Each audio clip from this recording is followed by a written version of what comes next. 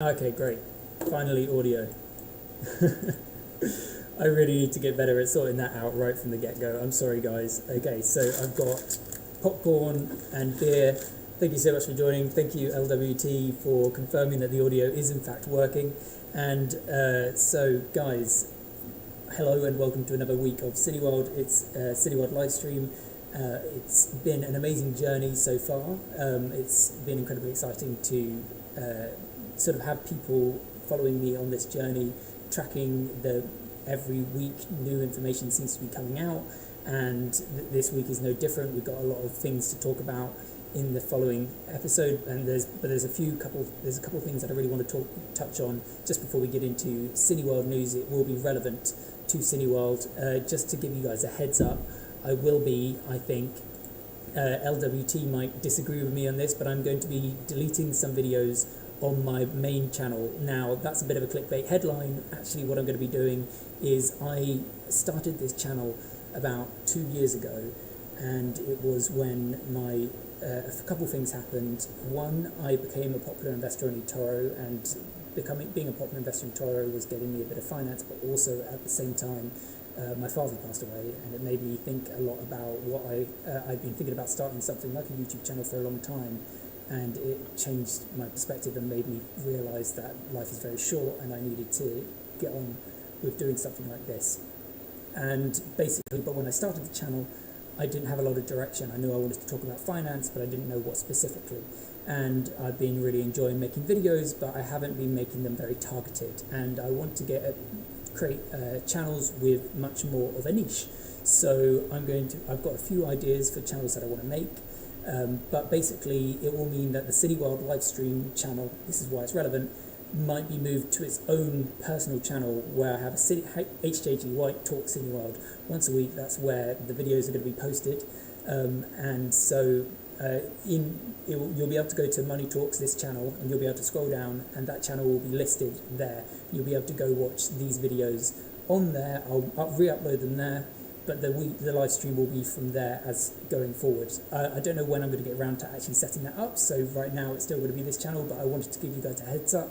If you come here and these videos aren't uploaded, that's the reason why. I want to make sure that this channel, I want to try and clean up this channel and make it more focused for you guys. I want it to be, this channel specifically, I want to be more about how to save better and how to trade better and how to invest better, and I want to have a devoted Cineworld channel. So the first thing, okay, so that's over and done with. What I want to talk about now is the blockbusters are back.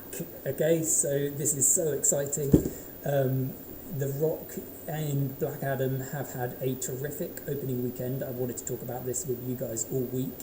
I still haven't had the opportunity to go see it, but I'm definitely going to be making my way over to Cineworld Cinema and getting myself a seat in IMAX and popcorn and Coca-Cola, and going to really sit down and enjoy this film.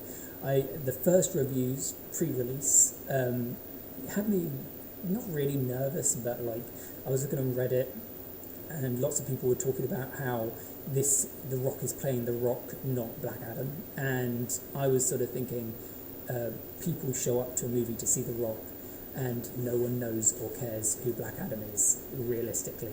So I was thinking, if The Rock is playing The Rock, that's probably a good thing for this film, and that would clearly, money has proven Warner Brothers right. Now, a lot of people still think that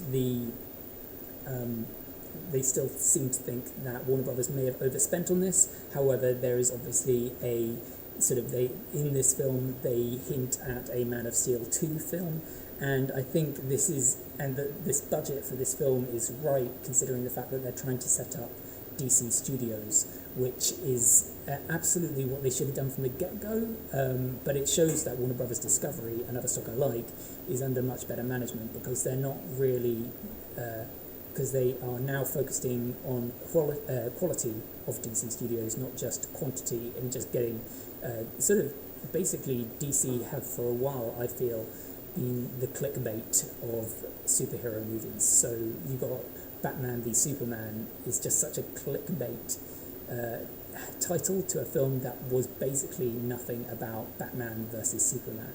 And so now it's exciting to see them do films that are sort of really focused on quality and delivering, sort of building up enormous expectation and delivering on that expectation. So that's really exciting to see. Yeah, Henry Cavill is going to be in Man of Steel 2. DC still have to work out the fact that the confusing thing DC have is they have really great standalone films that don't necessarily work in a multiverse. So you've got obviously perhaps one of the best trilogies ever made, the Batman trilogy. Obviously that's never going to be brought into the DC universe, but it would be a shame to say goodbye to really great standalone trilogies like The Watchmen and stuff like that. But I'm really excited to have a DC universe that can rival Marvel in quality and be not afraid to be a bit grittier, because DC really have to go hard on that family-friendly vibe, and DC seem to be comfortable going away from that. So it's nice to see a universe which is comfortable being moving away from being family-friendly, although I'm sure all the films will be they'll still be targeted at families, because obviously that's where the big dollars are. But yes, I've been looking at the Box Office Mojo, and this is where I got that screenshot from.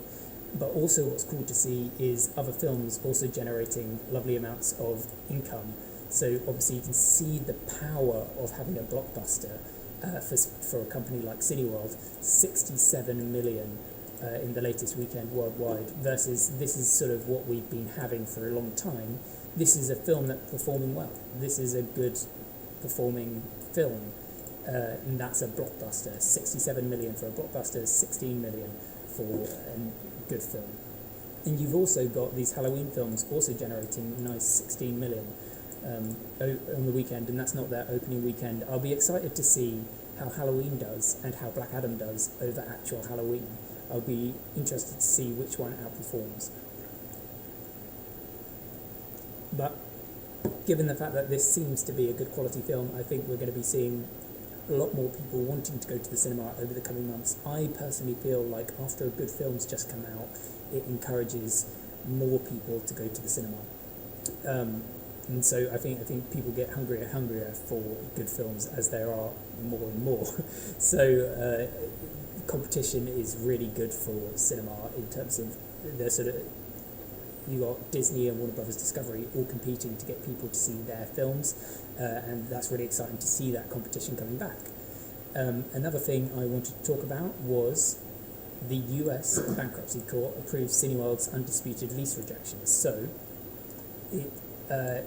this is not, it's quite an eye-catching headline. I don't think it makes an enormous difference to Cineworld's balance sheet in the grand scheme of things, but I do think it is a positive thing that should have happened a while back. The image here illustrates really well what some of the Regal cinemas were like. So there's a reason that Cineworld managed to get Regal so cheap. It's because I think that a lot of their lots, so a lot of people don't know this, but Cineworld in the UK is a pretty nice cinema. All their complexes are really clean, really well furnished and really well developed. I can't speak for every Cineworld cinema across the country, but certainly that was my experience growing up, that Cineworld was like the clean, polished, swish cinema. And it's got IMAX, and they're developing all these 4D screens, and they're always updating them and keeping them clean and nice. And they picked up Regal, and they've got lots like this that are in incredibly expensive real estate areas. LA must have enormous real estate costs, and it's just not a nice cinema. And that's not going to be remotely competing with the home cinema experience for the people in that area. So I think it's a really good sign that the judge has allowed them to reject 17 movie theatre leases. But some of them are going to be contesting it. So there was 26 leases, and 17 of those have been rejected, and that's all done with now. Cineworld won't be paying for those anymore. And so next, there will be the rest of the leases will be contesting it, and Cineworld may be able to get those rejected as well, in which case they won't have to basically pay to have cinemas that aren't earning money. So that's a really, really positive thing for the balance sheet going forward. And if Cineworld get into profitability with Black Adam, which they should already be in, they should be very profitable with Black Adam already, they will be in a better position to pay off the rest of their debts. So this is actually some of their debt that they needed to pay has been wiped off the balance sheet. This is their capital lease debt. So some of their capital lease debt is gone. That's been wiped off. So some of their short-term debt has already gone down. 17 leases have gone down. So yeah, positive step, and 26 more leases will be going down in the future. I've also got up here the questions that you guys posted on Reddit. I'm going to go through them one by one. I promise to answer every single question. I'm going to try and do that in this video, but I might also post on the actual comments on Reddit later on. I love chatting with all you guys. So the top question here is, the only real question are, how much of the debt will Cineplex and other creditors forgive, and what do they get in return? The first answer tells you if Cineworld can survive and what the share price will move to. The second answer tells you how much dilution you're going to suck up. So I can't obviously give you an accurate answer on this, because I think if there was an accurate answer on this, the share price would either be 0 or 100. But what I will say is Cineplex are the last in line to get anything, and they have no incentive really to forgive any of their debt. But they, and so I can see a bit of a conversation going back here. I've read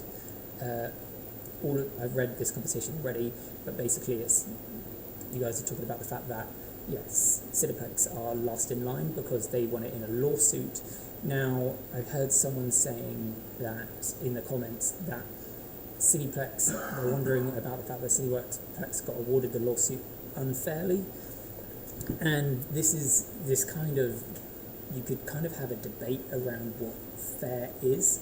Essentially, they had a contract set up, and then basically, because of COVID, Cineworld would not have been able to pay off the debt of, I mean, they could barely pay off the debt of purchasing Regal. They certainly wouldn't be able to pay off the debt of Cineplex, and so they wouldn't have been able to back out of that deal. Had there been no COVID, it would have been illegal, obviously, to back out of that deal at that point. The deal had been made, hands had been shook, but then COVID came along, and basically Cineworld tried to back out of the deal as if there was no COVID. They tried to back out of the deal as if COVID wasn't a factor, because there was no legal precedent for a pandemic making it impossible for you to go through with the purchase of a cinema. So essentially, Cineworld, I think in the legal terms, it's unfair for Cineworld to back out of this deal. In sort of just human sense, ethical sense, just looking around, I don't think it would have been really fair to make Cineworld go through with this deal, given the fact that, I mean, it's just, I don't blame Cineworld for the pandemic. It's kind of no one's fault. And both Cineplex and Cineworld have been screwed by the pandemic. And although there has been a lot of government support for these businesses, really, there hasn't been anywhere near as much compensation as the losses they have incurred because of lockdowns. They didn't just incur losses because of lockdowns, they incurred losses because Hollywood locked down, and Hollywood all went to streaming services. They took the opportunity to put all of their films that were set to be released in cinema on streaming services, and all massively competed to get people to watch their streaming platforms and subscribe to them. And so the government is never going to factor that in, and that is a cruel reality for cinemas. And they are having these lawsuits against each other. Cineplex and Cineworld are having these lawsuits against each other, but really it's just the fact is it was the pandemic that screwed them over, and they're just trying to use everything available to them to get themselves out of it. So I don't think I think Cineworld are going to need to, I don't really know what Cineworld could argue to get out of the Cineplex deal, but the judge would have to say that it's fair enough that they shouldn't be paying that. But I do think the appeal could work, and I've talked about that in more detail in earlier videos. So the next thing I want to talk about, Black Adam was very good. Person commenting, glad to hear that. Cheers. Okay, the landlords will want to stay. It's a great investment pre-COVID. I think Cineworld is playing the landowners, in my opinion. When I say it's a great investment, I mean Cineworld are a great tenant usually, so the landlords will have to bend first. Yeah, I mean the landlords won't necessarily lose in either situation, but basically the landlords are trying to get lost revenue through COVID, so I don't know how much rent Cineworld have been paying, but essentially judges have ruled that Cineworld have to pay rent throughout COVID, and so that to landlords' delight, but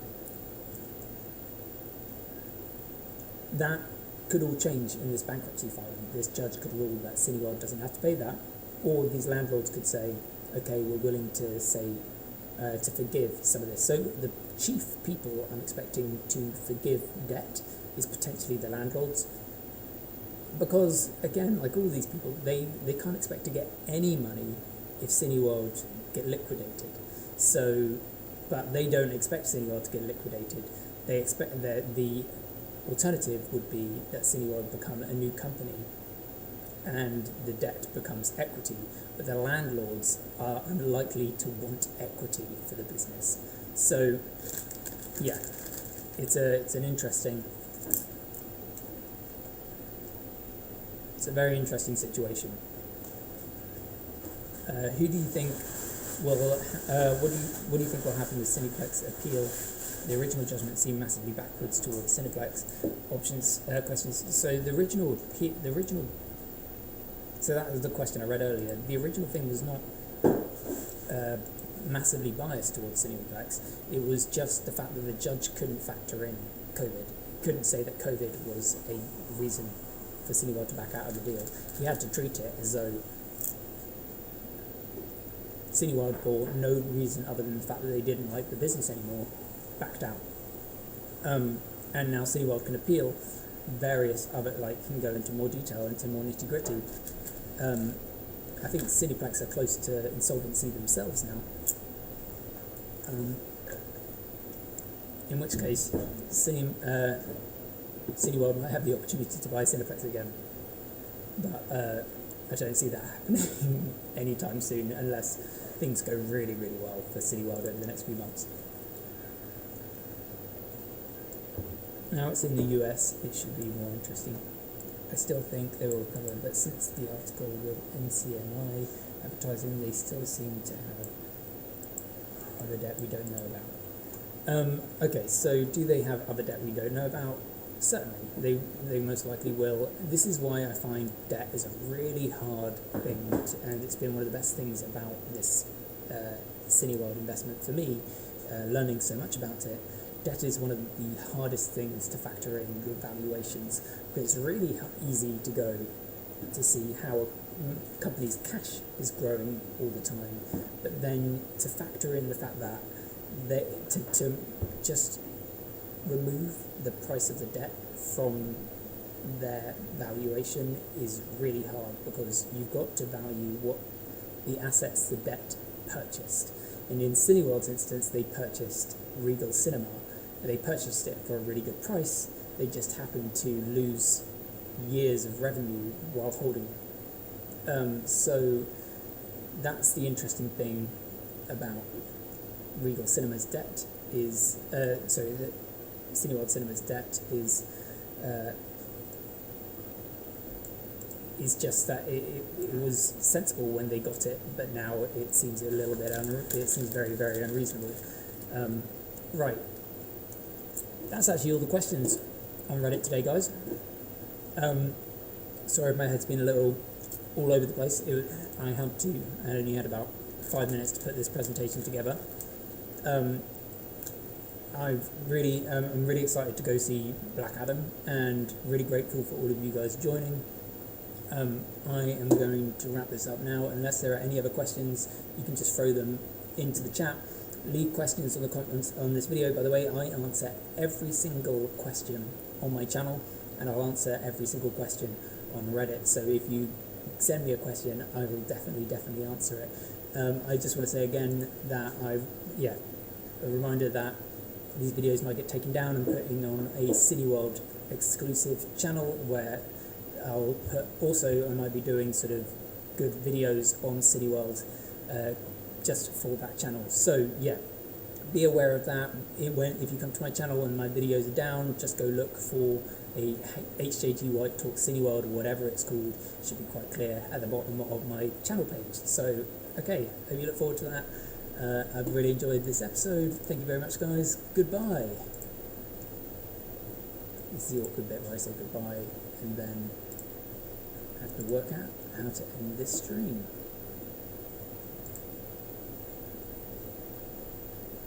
Here we go. Cheers, guys. Goodbye.